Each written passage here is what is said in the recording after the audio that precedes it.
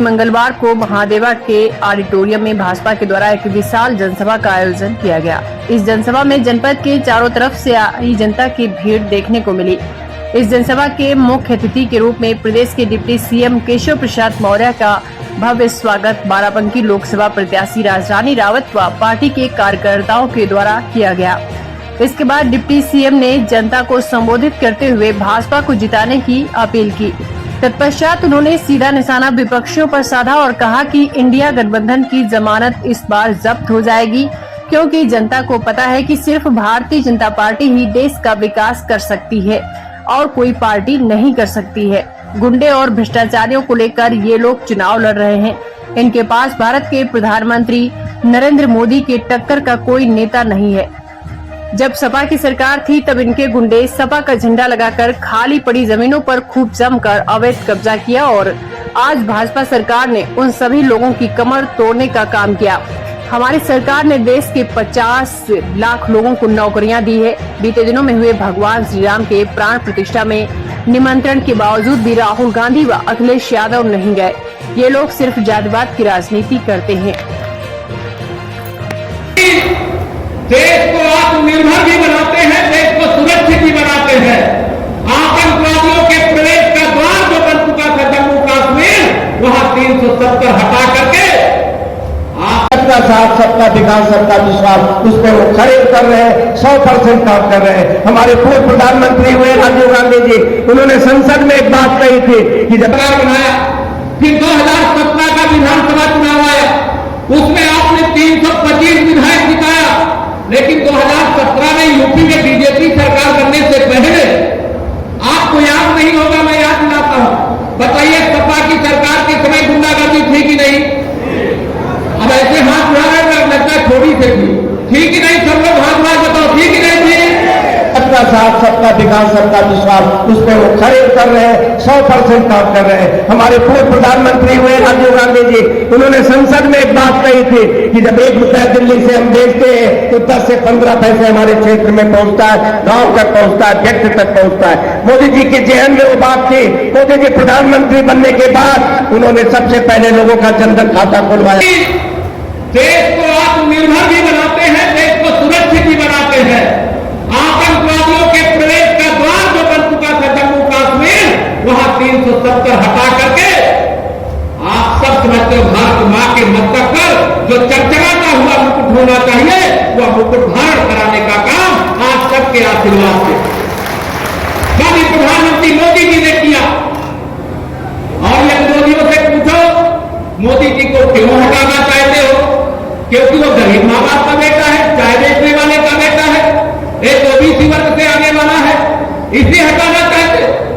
मैं इन लोगों से सवाल पूछता हूं, यहां जो सपा बसपा कांग्रेस गठबंधन के जो भी प्रत्याशी, मुझे प्रत्याशी का भी नहीं मालूम है कौन है और जानना भी नहीं चाहता, आप ही लोग जानते रहो, लेकिन इनसे पूछना चाहता हूं, अरे बताइए श्री राहुल गांधी जी, बताइए श्री अखिलेश यादव जी, बताइए बहन मायावती जी, अयोध्या में राम भगवान का जो मंदिर है, वो राम का ही मंदिर है कि राष्ट्र का मंदिर है?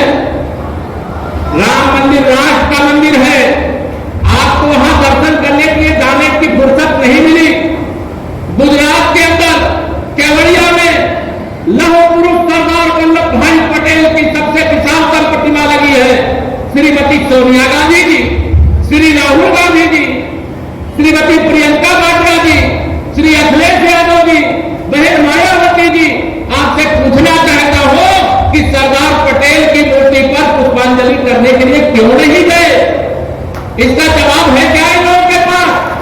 अगर आपसे मैं यहां पर कहूं, अभी पिछले दिनों जब रामलला का 22 जनवरी 2024 को प्राण प्रतिष्ठा का कार्यक्रम था, बताइए कांग्रेस और सपा को भी न्योता गया था कि नहीं? प्राण प्रतिष्ठा का मालूम है कि नहीं गया? गया था कि नहीं गया था? ये लोग आए थे समारोह में? अगर उनसे मैं पूछूं, श्री अखिलेश यादव जी, आपके पास माफिया मुख्तार अंसारी की कब्र पर फतिहा करने के लिए 500 किलोमीटर तक जाने का मौका मिल गया और मेरे रामलला का दर्शन करने का मौका आज तक आपको नहीं मिला। इसी उत्तर प्रदेश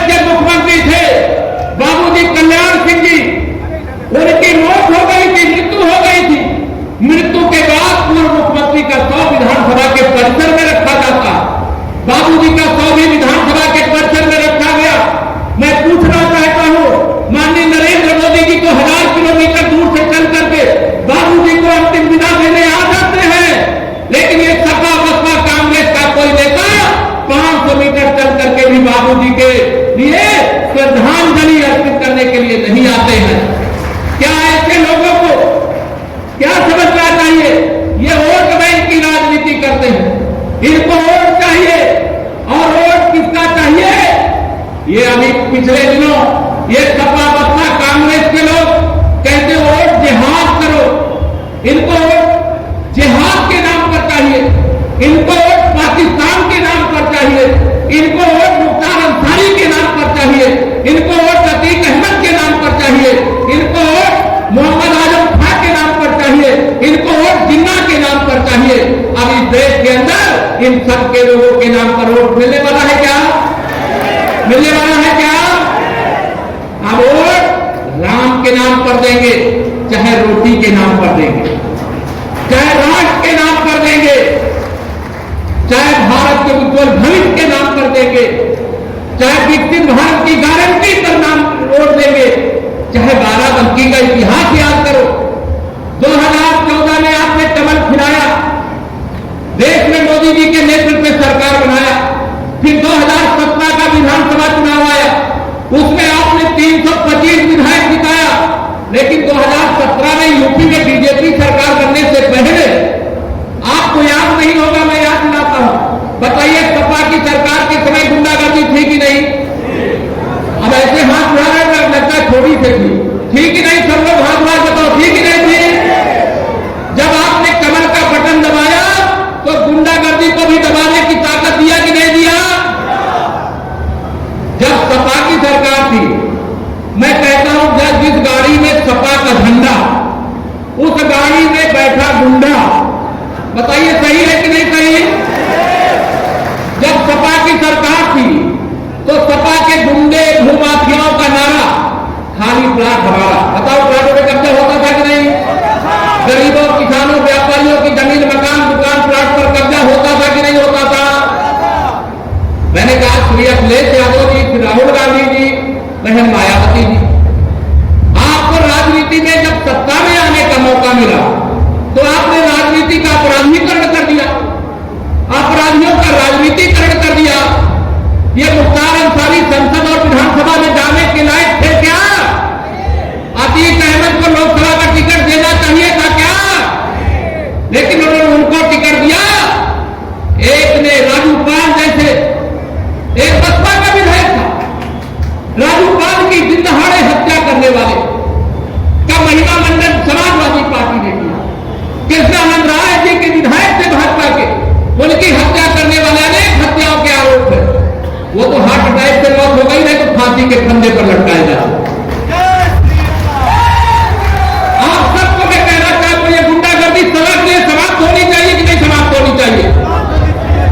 जब कांग्रेस की देश में सरकार थी, सपा बसपा के समर्थक थे, उस समय देश की संसद में खड़े होकर के देश के प्रधानमंत्री श्री राजीव गांधी जी, श्री राहुल गांधी जी के पिताजी कहते थे कि हम दिल्ली से 1 रुपया भेजते हैं तो 15 पैसे पहुंचता है। ये 85% का घोटाला क्यों होता था? अगर ईमानदार प्रधानमंत्री हो तो कोई घोटाला हो सकता है क्या? मेरे